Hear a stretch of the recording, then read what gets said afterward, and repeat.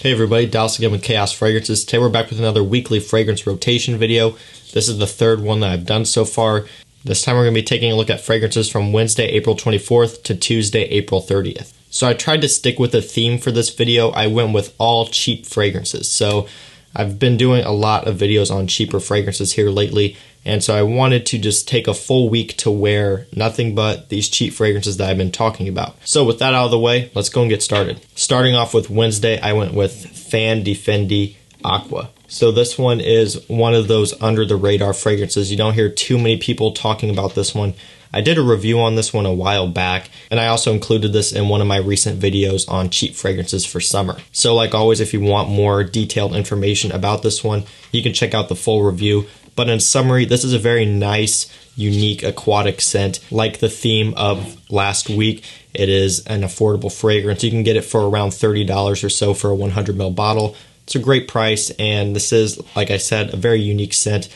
Not a lot of people are going to be wearing this one, so you'll be smelling pretty unique because I can almost guarantee that no one around you is going to be wearing this one. It's a really nice aquatic scent with leather, woods, a little bit of a spiciness.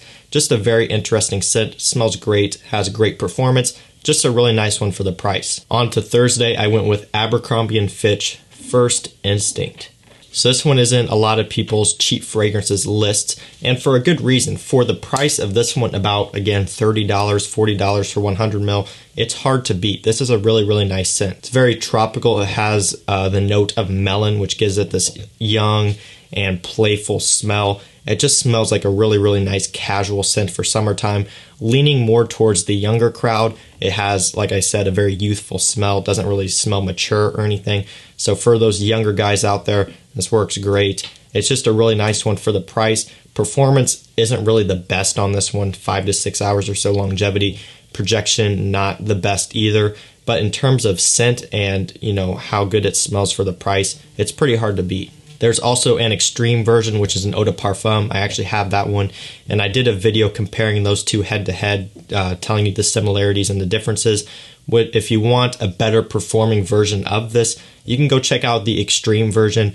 It is a little bit more sweet. And because of that, I actually prefer this version, just the eau de toilette. But if performance is a deal breaker for you and you want something that's a little bit stronger at the cost of it being a little bit sweeter, go check out the extreme version, and that's going to work out good for you. Moving on to Friday, I went with Bentley Momentum Intense. So this is another one that I've been featuring in quite a few videos. I've really been enjoying this one a lot.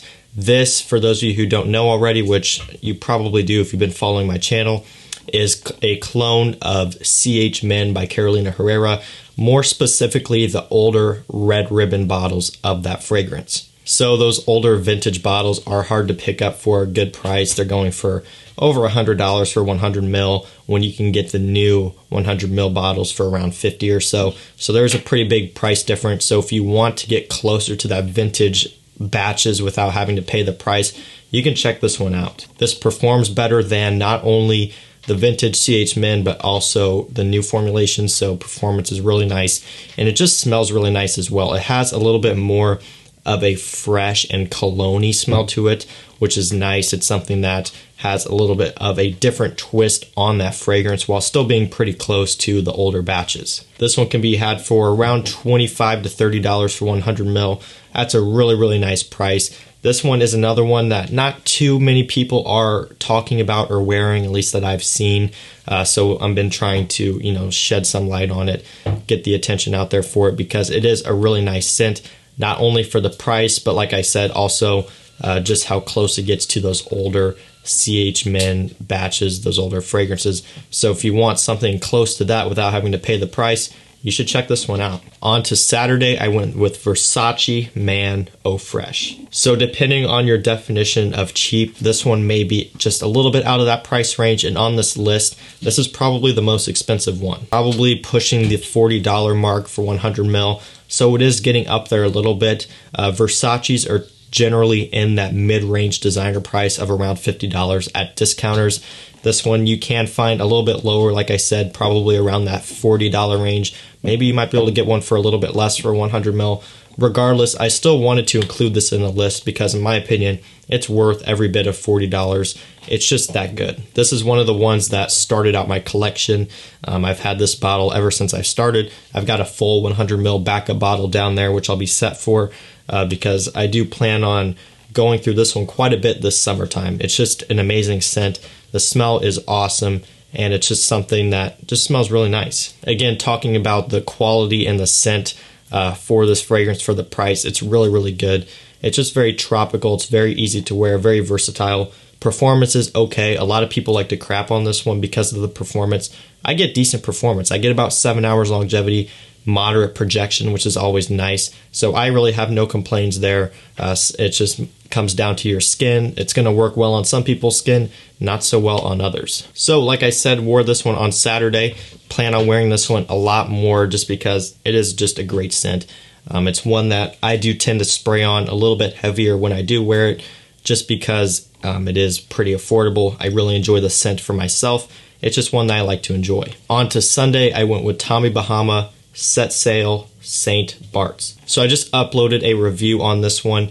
This stuff is very, very nice stuff for the price. About $20 for a 100 ml bottle like this. It's hard to beat. If you want to know more details on this one, again, you're going to want to check out that review. I cover it all in detail there. A lot of people do seem to get influenced by that comparison between this and Virgin Island water. So that's one thing I wanted to clear up in that review. Just to summarize it quickly here, in terms of smell, they really aren't similar at all. But in terms of the type of scent that it is, a boozy and tropical smelling scent for summertime, it is in that same ballpark. So again, I covered that all in the review. Wore this one though, really, really nice stuff. Another one of my favorites for summertime. Probably one of my favorite cheap fragrances out of all of them for summertime because the price, like I said, $20. Extremely low price. You can spray this one on liberally and not have to worry too much about wasting it because it is so obtainable. It's just really, really nice stuff. It smells incredible, and for the price, it's really hard to beat. So I wore this one on Sunday, Tommy Bahama Set Sail St. Bart's. On Monday, I wore Original Penguin Premium Blend. So this is another one I did a review on a while back. You can check that out for more details. This stuff is really, really nice stuff for the price. This, again, is around the $20 mark for a 100 ml bottle. This bottle is really, really solid as well. It's a very thick, heavy glass. It feels really high quality. Probably one of my heaviest bottles out of my whole collection. For the most part, it's up there. And again, this is $20. This is heavier than a lot of my niche bottles, which is really saying something considering those cost, 5 times the price of this.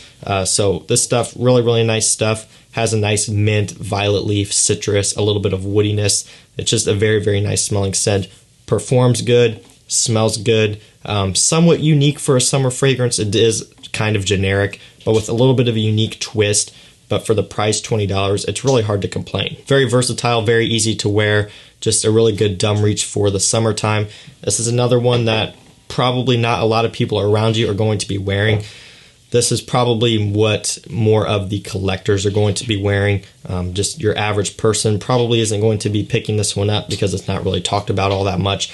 But for those of you in the community, the people who know about this one are really the only ones going to be wearing it. And there's not too many of those people out there. Really, really nice stuff. Nice aromatic, citrusy, fresh scent with good performance and a nice little bit of a unique quality overall. Great stuff, and I wore this one on Monday.